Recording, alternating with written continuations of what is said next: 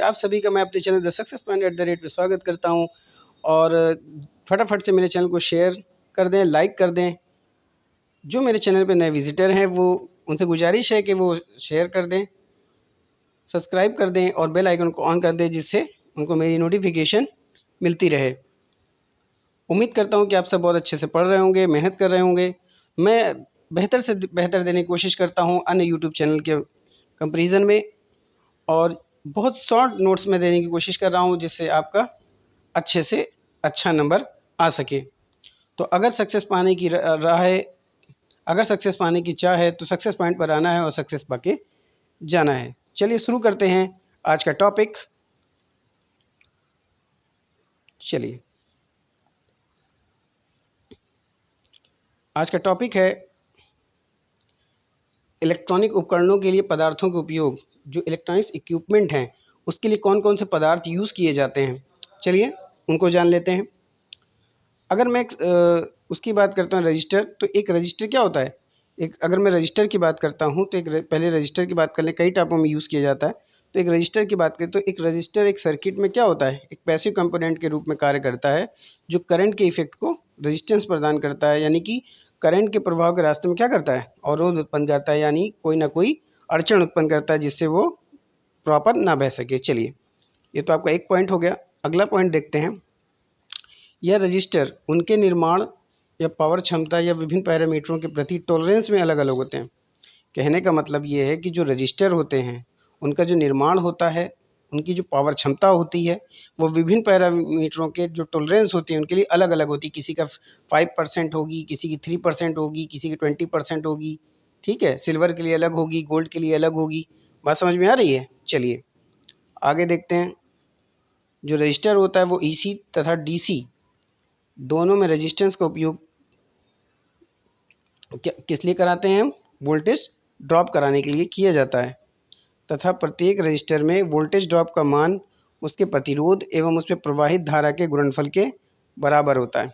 Voltage drop का formula क्या होता है? V = IR, जहाँ V क्या है आपका वोल्टेज है, I करंट है और R क्या है, रेजिस्टेंस है। और ये कंडीशन तब आती है जब आपका क्या होता है, पूरी भौतिक अवस्थाएं क्या होती है, कांस्टेंट होती है। बात समझ में आ रही है? ये आपका क्या होता है, वोल्टेज ड्रॉप होता है। यानी किसी भी एसी या डीसी सर्किट में जो यूज़ किया जाता है रजिस्टर, वो किस लिए यूज़ किया जाता है? वोल्टेज ड्रॉप के लिए। चलिए आगे देखते हैं। दोस्तों, जो रजिस्टर होता है वो दो टाइप का होता है। एक होता है आपका स्थिर और एक होता है परिवर्तित। बात समझ में आ रही है? स्थिर यानी एक होता है परमानेंट और एक होता है वेरिएबल, यानी दोनों टाइप के होते हैं। अब देखते हैं कि उनके प्रकार कौन कौन से होते हैं। एक होता है कार्बन संरचना रजिस्टर, एक होता है थर्मिस्टर, एक होता है वायर वुंड रजिस्टर, एक होता है वेरिएबल रजिस्टर, और एक होता है लाइट डिपेंडेंट रजिस्टर, यानी जो लाइट पर डिपेंड करता है। एक होता है वेरिस्टर और एक होता है कार्बन फिल्म रजिस्टर। चलिए आगे देखते हैं। देखिए, इसमें से ये जो 7 टाइप के रजिस्टर बताए गए हैं, इसमें से बहुत कम ऐसे रजिस्टर हैं जो आपके एग्जाम में पूछे जाते हैं। एग्जाम टाइप ऑफ विषय, जैसे थर्मिस्टर हो गया, वेरिएबल रजिस्टर हो गया, वेरिस्टर हो गया, कार्बन फिल्म रजिस्टर हो गया, उनको जानते हैं जो आपके एग्जाम में ज़्यादा पूछे जाते हैं। चलिए आइए देखते हैं वेरिस्टर। तो दोस्तों, हो सकता हो शायद आप लोग ये ना जानते हो कि वेरिस्टर को हिंदी में क्या कहा जाता है? चर रोधक। बात समझ में आ रही है? चर रोधक को क्या कहते हैं? वेरिस्टर। आइए जानते हैं ये क्या होता है। यह एक अर्धचालक पदार्थ होता है जिसका प्रतिरोध ताप गुणांक उच्च एवं ऋणात्मक होता है। बात समझ में आ रही है? इसका जो प्रतिरोध ताप गुणांक होता है वो क्या होता है? प्रतिरोध ताप गुणांक उच्च एवं निगेटिव होता है। यानी मैक्सिमम भी होता है और क्या होता है, निगेटिव टाइप का होता है। इसका प्रतिरोध वोल्टेज के साथ बदलता है, वेरिस्टर कहलाता है। यानी वेरिस्टर क्या होता है, एक सेमीकंडक्टर मटेरियल होता है। इसका प्रतिरोध ताप गुणांक उच्च होता है और ऋणात्मक होता है। बस समझ में आ रही है? चलिए अब देखते हैं इसका प्रतीक क्या होता है। तो दोस्तों, इसका प्रतीक ये आप देख रहे हैं, क्या होता है, वेरिस्टर होता है। ये किसका सिंबल है? वेरिस्टर का। और अब इसका यूजेस देख लेते हैं। तो इसका इस्तेमाल या इसका प्रयोग कहाँ कहाँ किया जाता है? मोटर की स्पीड कंट्रोल में किया जाता है। मोटर की स्पीड यानी मोटर कितनी स्पीड से घूम रही है, उसकी स्पीड को हम कंट्रोल कर सकते हैं अपने हिसाब से। समझ रहे हैं? चलिए दूसरा है वोल्टेज एंड करंट कंट्रोल। यानी वोल्टेज भी कंट्रोल कर सकते हैं और करंट को भी कंट्रोल कर सकते हैं। अगला है लाइटनिंग प्रोटेक्शन, यानी कि लाइटनिंग का जो प्रोटेक्शन दिया जाता है उसमें क्या हम कंट्रोल कर सकते हैं, उसको उसको बचा सकते हैं, कंट्रोल कर सकते हैं कि लाइट कम हो या ज़्यादा, वो क्या होती है, लाइटनिंग प्रोटेक्शन। बात समझ में आ रही है? चलिए आगे चलते हैं। आगे अगला आता है आपका ऊष्मा रोधक प्रतिरोधक, इसको क्या कहा जाता है, थर्मिस्टर। बात समझ रहे हैं? थर्मिस्टर क्या होता है, ऊष्मा रोधक प्रतिरोधक, यानी कि जो ऊष्मा को रोकता है। तो ऊष्मा रोधक प्रतिरोधक की संरचना किससे मिलकर बनी होती है, थर्मल और रजिस्टर से मिलकर बनी होती है। किससे किससे, थर्मल और रजिस्टर से मिलकर बनी होती है। बात समझ में आ रही है? जो थर्मिस्टर होता है उसकी संरचना किससे बनी होती है, उसकी संरचना बनी होती है थर्मल और रजिस्टर से। तो यह एक इलेक्ट्रॉनिक युक्ति होती है, इसका प्रतिरोध ताप गुणांक ऋणात्मक होता है। जनरली क्या होता है, जो अर्धचालक पदार्थ होते हैं वो क्या होता है, उसकी जो प्रतिरोध ताप गुणांक होता है वो ऋणात्मक होता है। जिसका प्रतिरोध तापक्रम के साथ तेजी से बदलता है ऊष्मा रोधक प्रतिरोधक कहलाता है। यानी जो थर्मिस्टर होता है वो उसका प्रतिरोध ताप गुणांक क्या होता है, नेगेटिव होता है। ये बात याद करने लायक है क्योंकि एग्जामिनर आपसे पूछ सकता है कि जो सेमीकंडक्टर डिवाइस होती है, जो इलेक्ट्रॉनिक डिवाइस होती है, उसका प्रतिरोध ताप गुणांक क्या होता है, ऋणात्मक होता है। और जिसका प्रतिरोध तापक्रम के साथ क्या होता है, टेम्परेचर के साथ तेजी से बदलता है, वो क्या कहलाता है, थर्मिस्टर। थर्मिस्टर कहीं बदलता है, याद रखिएगा। आइए देख लें थर्मिस्टर का सिंबल कैसा होता है। देखिए ऐसा होता है, ये देखिए, देख पा रहे हैं, देखिए ये क्या है आपका, थर्मिस्टर। चलिए आगे देखते हैं, आगे देखते हैं इसका यूज़ क्या होता है। जो थर्मिस्टर होता है उसका इस्तेमाल कहाँ किया जाता है, तो इसका इस्तेमाल किया जाता है इलेक्ट्रिकल एवं इलेक्ट्रॉनिक सर्किट में ताप मापन एवं नियंत्रण में। यानी इलेक्ट्रिकल और इलेक्ट्रॉनिक सर्किट में हम इसका उपयोग वहाँ करते हैं जहाँ पे हमें टेम्परेचर को मापना हो या फिर टेम्परेचर को कंट्रोल करना हो। दूसरा होता है वोल्टेज कंट्रोलर, यानी वोल्टेज कंट्रोलर में भी हम थर्मिस्टर का प्रयोग करते हैं। थर्मिस्टर क्या होता है, एक तरह का रेजिस्टेंस ही तो होता है। अब रेजिस्टेंस होगा तो रेजिस्टेंस किसके समानुपाती है, वोल्टेज के। जब रेजिस्टेंस डाल देंगे हम तो उसमें वोल्टेज क्या हो जाएगा, ऑटोमेटिक कंट्रोल हो जाएगा। और करंट कंट्रोलर, आप क्या जानते हैं, R is direct proportional to क्या होता है, 1/I। 1/I तो होता है। तो करंट कंट्रोल क्या होगा, यानी मान लीजिए अगर हम किसी का रेजिस्टेंस इस्तेमाल कर रहे हैं तो ज़्यादा से ज़्यादा अगर रेजिस्टेंस बढ़ाएंगे तो करंट क्या होगी, कम हो जाएगी।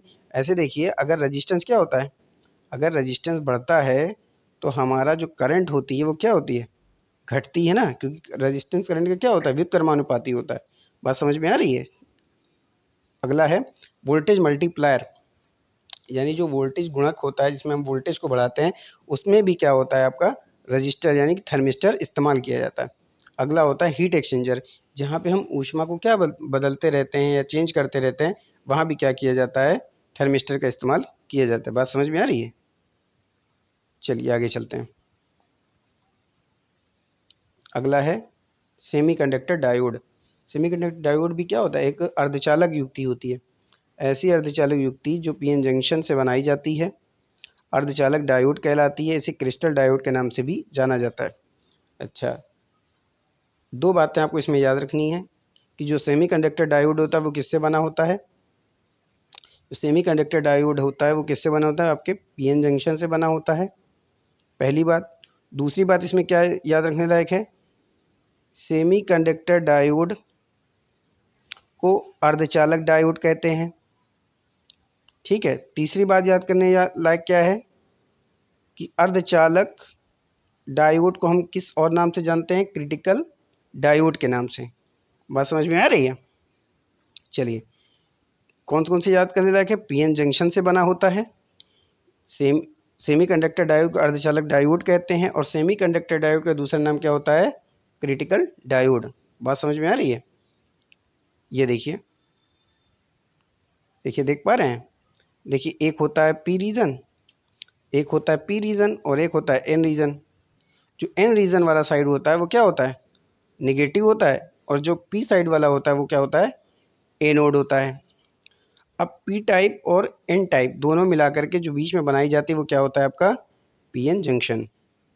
बात समझिए, जो लेयर के साथ दोनों मिलाई जाती है वो क्या होता है, पीएन जंक्शन। वो क्या होता है आपका, पीएन जंक्शन होता है। बात समझ में आ रही है? तो ये आपका किसका सिंबल था? ये आपका सिंबल था आपके डायोड का। किसका? अर्धचालक डायोड का। चलिए आगे देखते हैं। बात समझ में आ रही है? और उसका जो सिंबल बनता है वो ऐसे बनता है।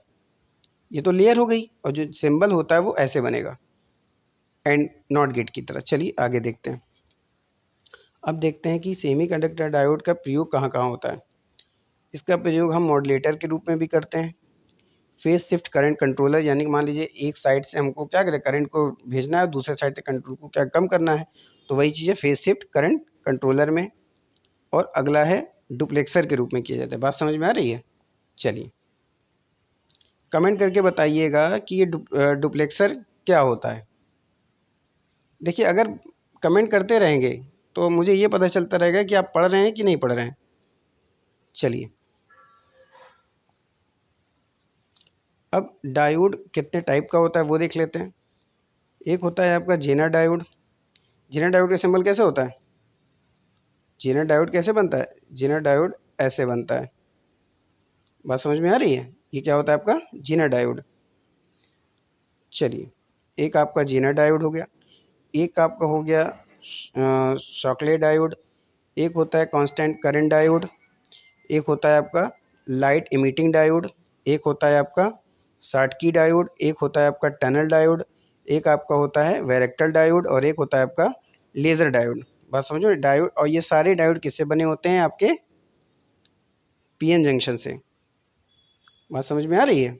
अच्छा एक चीज़ और आपको इसमें बतानी थी, चलिए देख लेते हैं। देखिए ये पीएन जंक्शन है, ठीक है। अब पीएन जंक्शन में क्या होता है? पीएन जंक्शन से बना होता है, इसमें पी में क्या होते हैं? पी में होते हैं होल्स, और एन में होते हैं आपके इलेक्ट्रॉन। में क्या होते हैं? आपके इलेक्ट्रॉन्स होते हैं। बात समझ में आ रही है? पी रीजन में आपके होल्स होते हैं, और एन रीजन में आपके क्या होते हैं? इलेक्ट्रॉन होते हैं।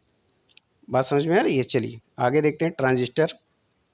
तो ट्रांजिस्टर शब्द ट्रांसफर और रजिस्टर से मिलकर बना होता है, जिसका अर्थ होता है प्रतिरोधक स्थानांतरण, यानी कि रेजिस्टेंस को भेजना। वो क्या कहलाता है आपका? Register transfer. यानी रजिस्टर ट्रांजिस्टर किससे बना होता है? ट्रांसफ़र और सबसे मिलकर बना हुआ है। अगला पॉइंट है ट्रांजिस्टर क्या होता है? एक सेमीकंडक्टर डिवाइस होती है जो किसी भी इलेक्ट्रॉनिक सिग्नल को एम्पलीफायर स्विच करने का काम करता है।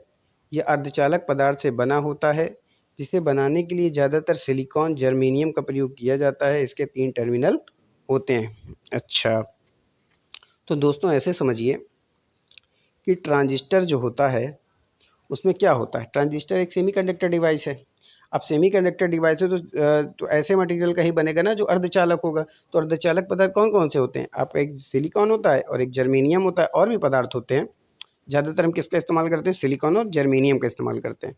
और जो इलेक्ट्रॉनिक जो हमारा ट्रांजिस्टर होता है वो किस काम में आता है? सिग्नल को एम्पलीफायर और स्विच करने के काम में आता है, यानी स्विच रोकने का काम कर भेजने के काम में आते हैं। बात समझ में आ रही है?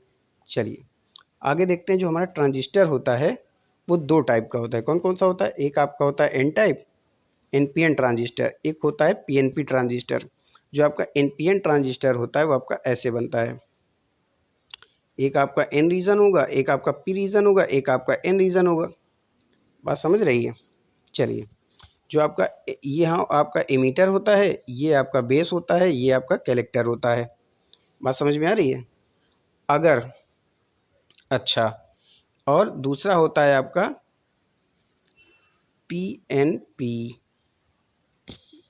समझ में आ रही है? दूसरा होता है पीएनपी। एक होता है आपका पी रीजन, एक होता है एन रीजन, और एक होता है आपका पी रीजन। समझने की कोशिश करिएगा। एमीटर बेस कलेक्टर हो गया। अच्छा एक चीज़ और याद रखिए, अगर करंट की डायरेक्शन निकलने की तरफ है तो आपका क्या होगा? कौन सा ट्रांजिस्टर होगा? पीएन। और अगर अंदर की तरफ है तो पीएनपी। बात समझ में आ रही है? चलिए आगे चलते हैं। ये देखिए जो निकलने की तरफ है, यानी जो निकल रहा है वो क्या है? एनपीएन ट्रांजिस्टर है। और जो अंदर की तरफ आ रहा है वो क्या है आपका? ऐसे समझिए, ये देखिए, सॉरी, ये देखिए, ये जो आ रहा है, देखिए ये करंट क्या है? अंदर आ रहा है ना, ये करंट अंदर की तरफ जा रही है, तो क्या होगा, पीएनपी ट्रांजिस्टर हो जाएगा आपका। और इसमें क्या है, करंट बाहर की तरफ निकल रही है, निकल रही है ना, तो आपका क्या हो जाएगा, आपका ये एनपीएन ट्रांजिस्टर हो जाएगा। तो दोस्तों ये आपका हो जाएगा एनपीएन ट्रांजिस्टर और ये आपका हो जाएगा पीएनपी ट्रांजिस्टर। बात समझ में आ रही है? चलिए अब आगे देखते हैं कि इंडक्टर क्या होता है। तो दोस्तों इंडक्टर को अक्सर एक एसी रेजिस्टेंस के रूप में जाना जाता है, यानी जो इंडक्टर होता है वो एसी टाइप का रेजिस्टेंस होता है। एक इंडक्टर का जो लक्षण होता है वो क्या होता है, मैग्नेटिक फील्ड के रूप में करंट और स्टोर एनर्जी में परिवर्तन का विरोध करने की अपनी क्षमता होती है।